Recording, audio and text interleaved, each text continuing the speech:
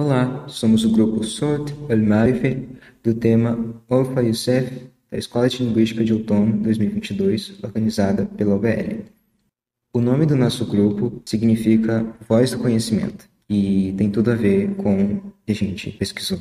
Os nossos orientadores são Márcio Leitão e a Juliana Novo. Nosso problema de pesquisa é processamento de palavras no português brasileiro e fatores que podem dificultar ou facilitá-lo. O nosso objeto de estudo é identificar qual a influência de semelhanças grafofônico-fonológicas nesse processamento. Então, a metodologia que a gente decidiu utilizar para o nosso experimento é a do priming encoberto. O priming é um método que diz que uma palavra é processada mais rapidamente se ela tiver sido antecedida há pouco tempo por uma outra palavra com algum traço em comum, que pode ser tanto fonológico, quanto morfológico, quanto semântico. E nesse caso, essa primeira palavra que aparece brevemente é o prime, e a segunda é o alvo, que é a palavra que vai nos dar as informações de processamento que a gente vai usar nas análises. Então, no nosso experimento, a gente escolheu usar o prime encoberto. Nesse caso, o prime fica na tela por pouco tempo, então ficou por 38 milissegundos no nosso experimento, que é o tempo somente suficiente para o olho conseguir enxergar a palavra, mas não é tanto para o cérebro conseguir processar ela conscientemente. Ou seja, o efeito de influenciar o processamento do alvo ainda acontece, mas de forma inconsciente.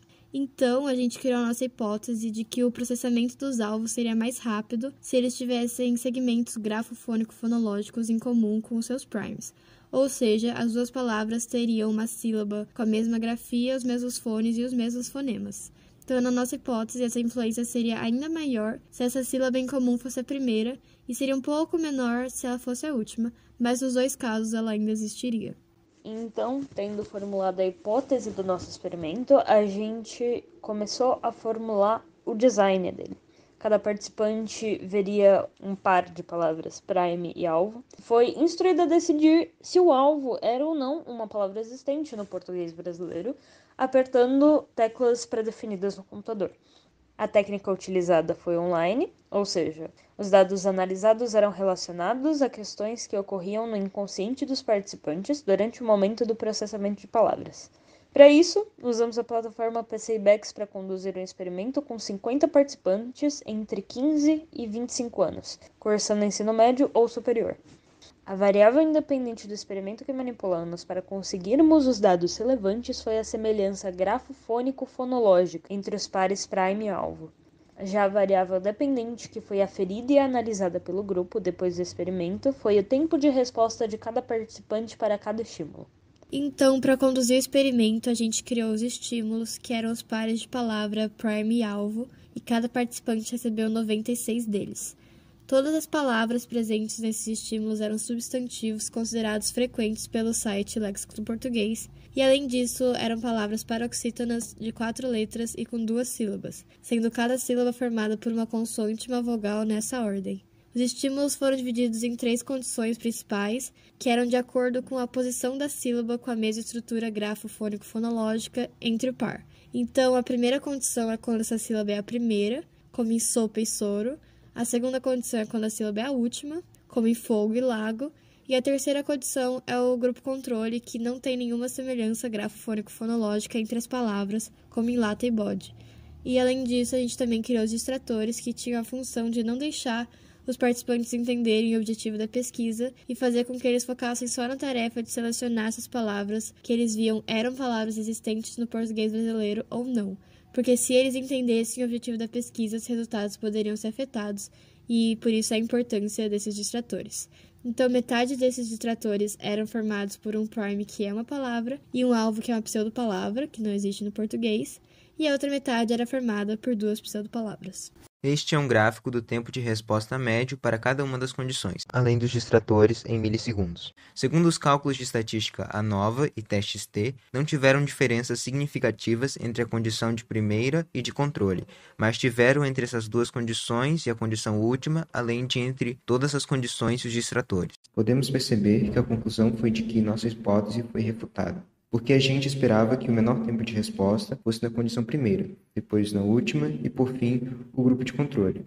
Mas o que aconteceu foi que a menor foi a das últimas e a primeira ficou empatada com o grupo de controle. Para explicar o porquê disso ter acontecido, nosso grupo recorreu a algumas pesquisas relacionadas ao tema, buscando, portanto, na literatura. Desse modo, encontramos que, em termos de acesso lexical, realmente o processamento de primeiras sílabas pode não apresentar uma diminuição do tempo em relação ao grupo de controle. Em alguns casos, isso ocorre pois, quando o cérebro visualiza a primeira sílaba do prime, um acervo de palavras é acessado pela mente do participante. E quando a palavra é determinada, visualizando-se a última sílaba, as outras que se iniciavam com aquela sílaba são então descartadas. Por isso, quando essa primeira sílaba aparece de novo no alvo, reacessar aquela palavra já descartada demora mais tempo. No entanto, esse processo geralmente só é percebido em análises utilizando técnicas de neurociência, como encefalografia e magnetoencefalografia, e não em termos comportamentais, como no nosso caso, em que os participantes tinham que responder, escolhendo por meio da ativação de dois botões se o escrito era uma palavra ou uma pseudo-palavra. Logo, cabe investigar um pouco mais sobre o porquê de essa diferença ter sido percebida também no caso do nosso experimento, mesmo que não tenhamos utilizado técnicas para a avaliação neurofisiológica dos participantes. Uma hipótese é a de que essa diferença pode ter ocorrido pois o nosso grupo usou o priming grafofônico-fonológico, enquanto as pesquisas que indicaram essas análises utilizaram um priming fonológico com input auditivo, podendo assim haver diferenças no processamento. Além disso, outra hipótese é a de que a frequência diferente das sílabas no português pode ter afetado os nossos resultados, já que as diferentes condições tinham palavras contendo diferentes sílabas em maior ou menor escala. Por fim, essas são as nossas referências bibliográficas, as quais nós utilizamos para realizar a montagem do experimento e fazer a análise dos resultados. Obrigado por terem assistido até aqui e esperamos que tenham gostado.